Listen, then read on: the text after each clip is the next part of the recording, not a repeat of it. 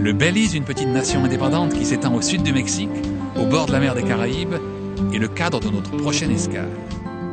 L'île d'Ambergris Caye, la plus fréquentée des touristes, qui y trouve une grande variété d'hébergements, tire son nom de l'ambre gris, une substance précieuse produite par les baleines et que l'on trouve échouée sur les plages de l'île.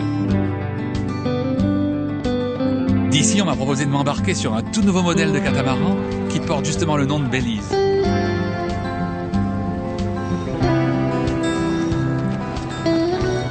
La navigation dans les eaux du Belize est particulièrement confortable car elles sont protégées par une longue barrière de corail, la deuxième plus longue au monde après celle d'Australie.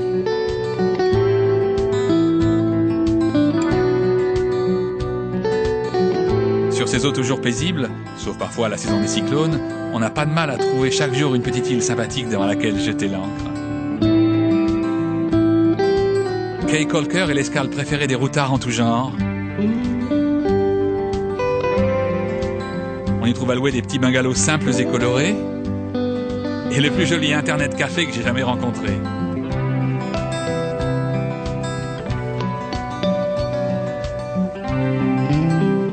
Beaucoup de visiteurs viennent à Belize pour la plongée. La nature y fait preuve d'une imagination sans limite dans ses formes et dans ses couleurs.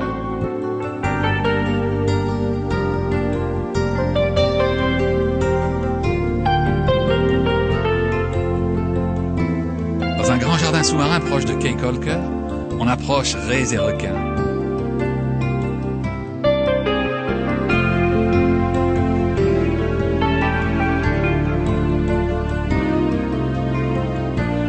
Et partout, on découvre des formes de vie qui sont de véritables œuvres d'art.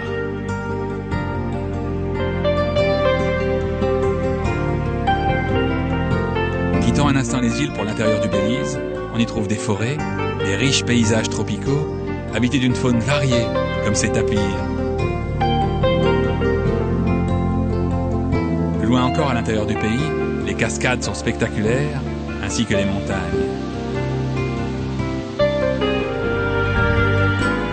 Dans les forêts du Belize, on trouve encore en abondance les traces de l'extraordinaire peuple Maya. Cette civilisation très avancée était déjà sur son déclin quand arrivèrent les conquistadors, les Espagnols, au XVIe et XVIIe siècle. Les ruines d'Altunja, de Caracol et de Xunantunich témoignent de la prospérité que connut jadis le peuple Maya, dont beaucoup d'Indiens revendiquent encore l'héritage culturel de nos jours, au Belize et dans les pays environnants. Notre croisière au Belize, enfin, ne serait pas complète si nous n'allions pas visiter les atolls du large, Turneff, Glover's Reef et surtout l'immense Lighthouse Reef, un des seuls et des plus grands atolls de l'Atlantique. Un vaste plateau corallien qui renferme la plus étonnante curiosité géologique, rendue célèbre par la visite du commandant Cousteau. Dans cette immensité déserte, une curieuse tache bleue attire l'attention.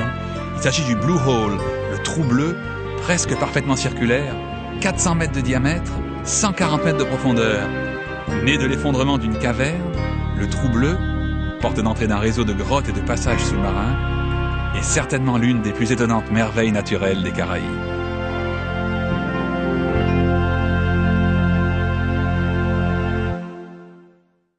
Voleur d'images, je suis un voleur d'images, et dans mes souvenirs, des chagrins, des plaisirs, des rêves, des désirs, des joies, des soupirs, mais je dois repartir.